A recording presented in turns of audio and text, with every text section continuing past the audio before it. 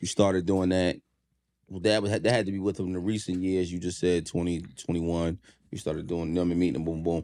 What year did you start dealing with the Cokeboy situation? That also came from a situation with Ted. Shout out to Ted, man. Ted's a good dude to know. Yeah, none of this situation. He grew up with friends. Me. Yeah. I met Cheese and all that. Yeah, do, bro. all his family. So when Ted came home, he started fucking with me. Mind you, this back in like 2012. Mm-hmm. What was it, like 2012, 2013? 2010? Damn. 11. Yeah, it had to be. That's French was just years, like bro. starting to get crazy. He had Chinks Chop just It came Down. home, right? Chinks just came home? Yeah, Chinks came home. Yeah. Chop It Down came out. And then it started going into I'm a Coke Boy and all them records. But I was always around. French knew me from coming around with Ted all the time. I gave French some beats a few times. Him and Chinks did some records on them. He wound up giving something to Kanye that I had produced. And, it was like a building relationship over the years. And then I remember I had a record that started doing good. It was called Wipeout. And we go on the labels, did a couple meetings. After we left one of the meetings, we go to the studio with French. And I remember I said, I walked in, I was like, damn, when you gonna sign me to the label?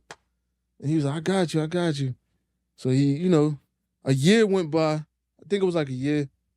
I hit him up again. And then he was like, matter of fact, he said, yeah, I got you. I'm gonna plug in with my people over at the label, whatever. I'm gonna help put this album out for you. And then that was it from there. And from there. Yeah. That's dope, bro. So he kept his word. Kept his word. Yeah. And what year was that? Maybe 2014, 2015? This was a year ago. Oh, damn. It took some time. It took some time. Because all right, so there's another part. I had quit rapping for a few years. I had a lot of people dying in my family. A lot of shit was going on.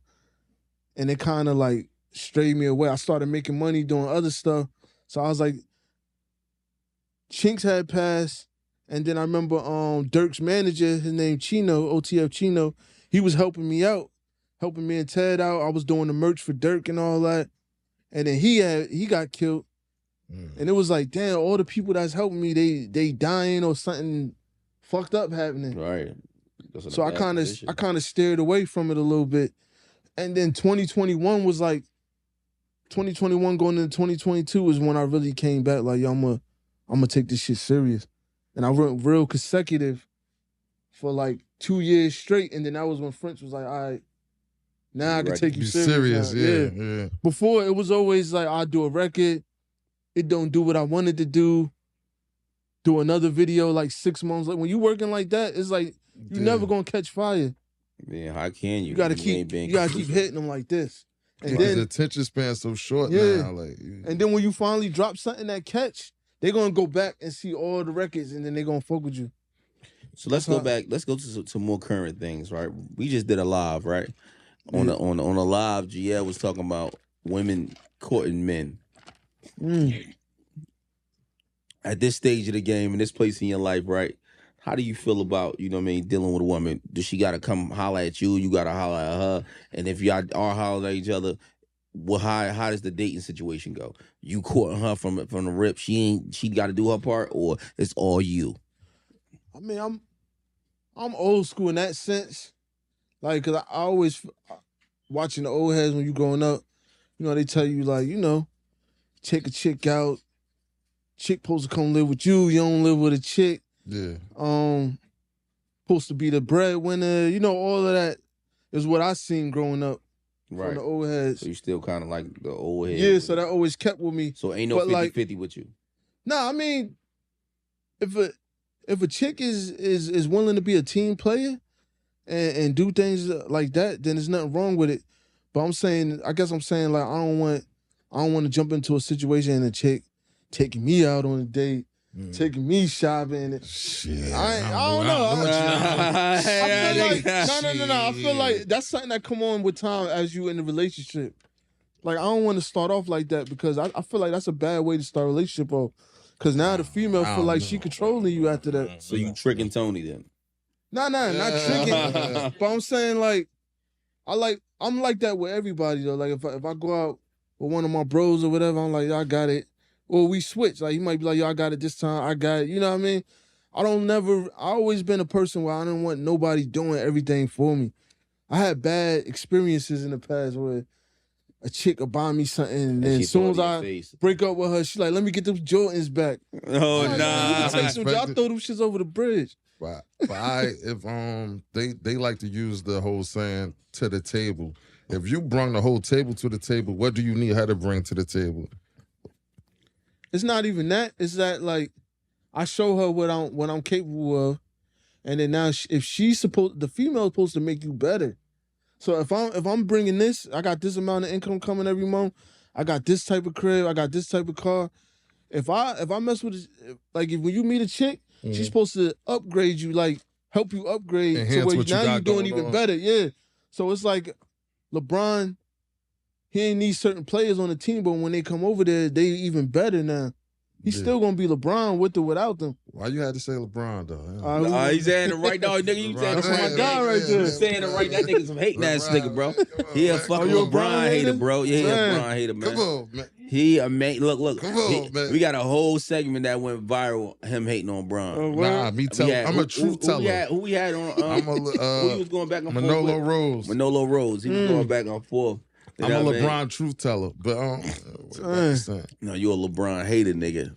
So you can't admit that LeBron is a great player? He good at what he does. Get the fuck out of here. Hey, I always say this. This is a conversation we had the other day, right? And I said this recently about the basketball situation, about LeBron, before we get back to it, right? Michael Jordan. This is the Michael Jordan-LeBron situation. That's all I'm going, right? Michael Jordan is the greatest player that ever played, but LeBron is the best player that ever played. I think it's a big difference. So greatness and the best are two different things. So you to be best, yeah, in all categories, I may be better. But when it comes to greatness, that's star power. That's winning 6 MVPs. That's going every time you go to the, you know what I mean, to the big game, you win. That's, you know what I mean, having the guys follow you after 30 years, you out of the league. You know what I'm saying? Us wearing your sneakers. Greatness is different. I'm not saying LeBron not great. LeBron is great. But he's just greatness. Jordan greatness is different. He great at what? This is the way how I always put it, and people always agree with me. Not great at nothing. This how I look at it. And I got the jerseys hanging up in my basement as the reminder. Jordan was the greatest of the 90s.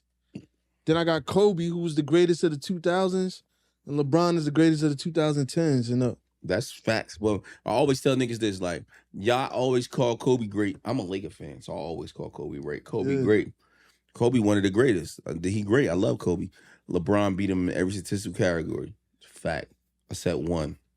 Rings. Outside of that, he beats Kobe in every statistical category. He might get one this year, though, with Luka. Yeah, with Luka. Come on, man. All right, we might as well get it. He look crazy. You gotta admit that, Lakers ain't about to win shit. Shit is over. Fuck all the small talk. Fuck all the small talk. You go. Has there ever been a time that you went raw the first night, right? And when you did, right, did you regret it? I did. I ain't regret it. It's part of life. Yeah, that boy got burnt. I ain't. That's what I'm trying to say. I ain't get burnt, so you did. I ain't had nothing to regret. Explain that. Bring that moment down. So tell us that story. Yeah, burnt on the first a lot night of niggas crazy. don't got. I'm being honest with you, bro.